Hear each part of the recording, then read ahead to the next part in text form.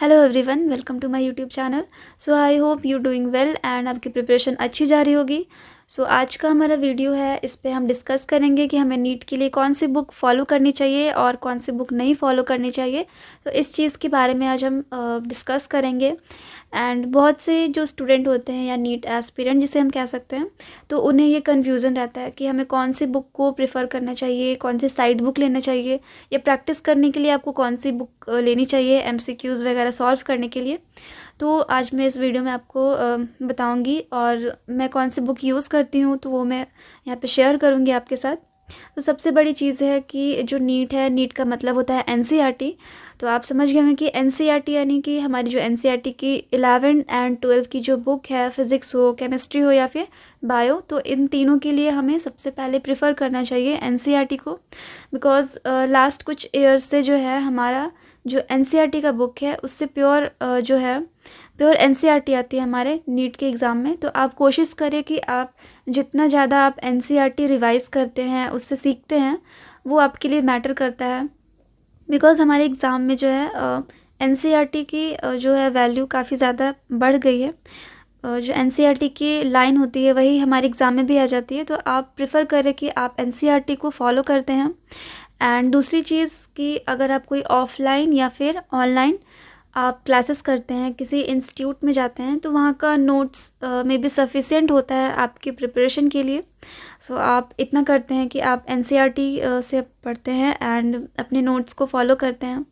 और क्वेश्चन वगैरह प्रैक्टिस करने के लिए मैं स्पेशली जो है एमटीजी की जो आती है फिंगर टिप्स, तो मैं फिंगर टिप से एमसीक्यूज़ जो होते हैं वो मैं सॉल्व करती हूँ, चाहे वो फिज़िक्स की हो या केमिस्ट्री या फिर बायो। तो ये तीनों ही मेनली जो है एनसीईआरटी के बेसिस पे बनाई गई है। सो ये एनसीईआरटी बेस्ड है इन तीनों में ही। सो इसमें क्वेश्चन का जो नंबर होता है वो भी 100+ होता है या फिर 100 से किसी किसी चैप्टर में ही थोड़ा सा कम होगा, तो वो हमारे चैप्टर पे डिपेंड करता है। बट हाँ, जो मैक्सिमम चैप्टर्स है तो उस पर 100+ हमारे क्वेश्चंस होते हैं, यानी कि एमसीक्यूज़ होते हैं, और उसके सॉल्यूशंस एंड जो भी उसका आंसर होता है वो हमारे उस बुक में गिवन होता है। तो ये बुक अच्छी होती है अगर आपको प्रैक्टिस करना है एंड आप इसे यूज़ कर सकते हैं। सो एनसीईआरटी हो गई हमारे लिए जो हमारी बेस बुक है, एंड फिर जो हमारा नोट्स होता है तो वो हमारे लिए यूज़फुल होता है। और प्रैक्टिस करने के लिए जो हम एमसीक्यूज़ की जो बुक फॉलो करते हैं, तो वो आप प्रैक्टिस करने के लिए आपको जो अच्छा लगे या फिर आप किसी से हेल्प लेते हैं तो आप उस बुक को प्रेफर कर सकते हैं। बट आप सबसे मेन चीज़ है कि आप एनसीईआरटी को फॉलो करते हैं। सो ये हो जाती है हमारी बुक की बात। एंड आपको कहाँ से एमसीक्यूज़ वगैरह सॉल्व करने हैं, बहुत सारे आजकल ऐप्स आते हैं तो आप वहाँ से भी कर सकते हैं, और उसके आंसर भी सही होने चाहिए ताकि आपको जो है आपका कॉन्सेप्ट ख़राब ना हो, तो आपको अच्छे से चीज़ें याद भी रहें। तो हमारे लिए सबसे मेन बुक हो जाती है हमारी एनसीईआरटी। ये आपको पता चल गया होगा क्योंकि मैं बार बार यहाँ पे बोल रही हूँ कि एनसीईआरटी जो है वो हमारे लिए काफ़ी ज़्यादा इम्पॉर्टेंट है। तो मैं भी यही सारे बुक फॉलो करती हूँ। सो आपको ज़्यादा इधर उधर जाने की ज़रूरत नहीं है, बिकॉज़ ये हमारे लिए इनफ होता है हमारे एग्ज़ाम को क्रैक करने के लिए।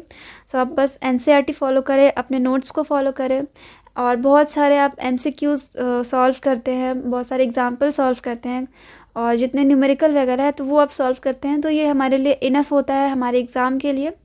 और जितना ज़्यादा आप दूसरी बुक देखेंगे, यानी साइड बुक जो आती है फिज़िक्स के लिए हो या केमिस्ट्री या फिर बायो के लिए, तो आप जितना ज़्यादा दूसरे बुक्स को आप फॉलो करने लगते हैं तो उतना ही जो है आप कंफ्यूज होना भी स्टार्ट हो जाते हैं, क्योंकि आपको जो आता है वो कॉन्सेप्ट भी आप थोड़ा सा उसके लैंग्वेज की वजह से भी आप थोड़ा सा कंफ्यूज हो सकते हैं। तो इसलिए आप ज़्यादा किसी दूसरे बुक को आप ज़्यादा फॉलो ना करें तो बेटर होगा, बिकॉज़ इससे आपको केवल कन्फ्यूज़न क्रिएट होता है। और दूसरी बात तो ये है कि हमारे पास इतना टाइम नहीं है कि हम बहुत सारे साइड बुक ले लें और उसे पढ़ना स्टार्ट कर दें, बिकॉज़ इतना टाइम नहीं है। बिकॉज़ हमारे लिए जो हमारी बेस बुक है यानी कि एनसीईआरटी, ये इसे ही पढ़ना ज़रूरी है। तो आप अपना टाइम जो है वो आप अपनी नोट्स पे दें, अपनी एनसीईआरटी बुक पे दें, ये ज़्यादा ज़रूरी होता है। एंड आपके पास जो भी टाइम बचता है आप क्वेश्चन प्रैक्टिस करें, एमसीक्यूज़ लगाएं, और जितनी बार हो सके आप एनसीईआरटी को रीड करें। तो ये इससे आपका जो है बेस बनता है, आपके जो कॉन्सेप्ट है वो क्लियर होते हैं। सो आई होप कि ये जो वीडियो है आपके लिए यूज़फुल लगा हो। So thanks for watching this video and do subscribe to my channel. Thank you.